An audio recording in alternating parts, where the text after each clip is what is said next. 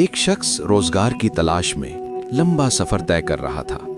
مسلسل چلتے چلتے وہ بری طرح تھک گیا اور ایک گھنے درخت کے سائے تلے بیٹھ گیا۔ اچانک اس کے کانوں میں اوپر سے تیز پھڑپھڑاہٹ اور بے چینی بھری آوازیں پڑیں۔ اس نے نظر اٹھا کر دیکھا تو دو خوبصورت پرندے اپنے گھونسلے کے قریب بیٹھے ہوئے تھے۔ ان کے ننھے بچے گھونسلے میں دب کے بیٹھے تھے اور نیچے شاخوں کے درمیان سے ایک زہریلا سانپ آہستہ آہستہ اوپر چڑھ رہا تھا۔ یہ منظر دیکھ کر مسافر کا دل کانپ اٹھا۔ وہ فوراً کھڑا ہوا، درخت پر چڑھا اور ایک مضبوط ٹہنی توڑ کر سانپ پر پوری قوت سے وار کیا۔ سانپ نیچے جا گرا اور رینگتا ہوا جھاڑیوں میں غائب ہو گیا۔ خطرہ ختم ہوتے ہی وہ پرندے اس شخص کے قریب آئے اور اس شخص کا شکریہ ادا کیا۔ نیک دل انسان، تم نے ہماری مدد کی ہے، ہم تمہارا احسان نہیں بھولیں گے۔ اور مسافر سے دریافت کیا کہ تم کہاں جا رہے ہو؟ مسافر نے جواب دیا، میں غریب ہوں اور روزگار کی تلاش میں شہر کی طرف جا رہا ہوں۔ پرندے نے کہا، آگے پہاڑی راستے کے پاس ایک درویش آدمی رہتا ہے، اس کی دعا اور اس کی چھوٹی سی توجہ قسمت بدل دیتی ہے۔ اگر تم سچے دل سے جاؤ تو خالی ہاتھ نہیں لوٹو گے۔ مسافر نے دل ہی دل میں شکر ادا کیا اور اس راستے پر چل پڑا۔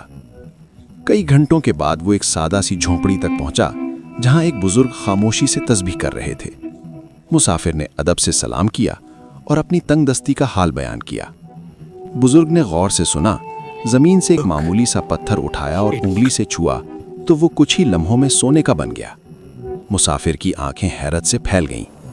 وہ شکریہ ادا کرتا ہوا خوشی خوشی واپس چل پڑا، مگر چند قدم گزرنے کے بعد اس کے دل میں لالچ نے سر اٹھایا۔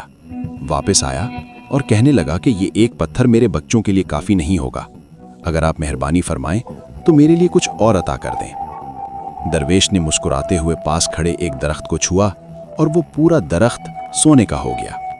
درویش نے کہا کہ یہ تمہاری 7 نسلوں کے لیے کافی ہے، اب جاؤ اور خوش رہو۔ لیکن مسافر کا لالچ اب انتہا کو چھو رہا تھا۔ اس نے سوچا کہ اگر یہ انگلی ہی میرے پاس ہو تو میں جتنا چاہوں سونا بنا لوں۔ اس نے تیسری بار درویش سے کہا، حضور آپ اپنی وہ انگلی ہی مجھے دے دیں جس سے آپ سونا بناتے ہیں، تو میں پوری زندگی خوش رہوں گا۔ یہ سن کر درویش افسردہ ہوئے اور کہا کہ لالچی انسان کے لیے پوری دنیا بھی سونا بن جائے تو کم ہے۔ ناشکری کی وجہ سے وہ پتھر اور درخت دوبارہ اپنی اصلی حالت میں آ گئے اور مسافر کے ہاتھ کچھ نہ آیا۔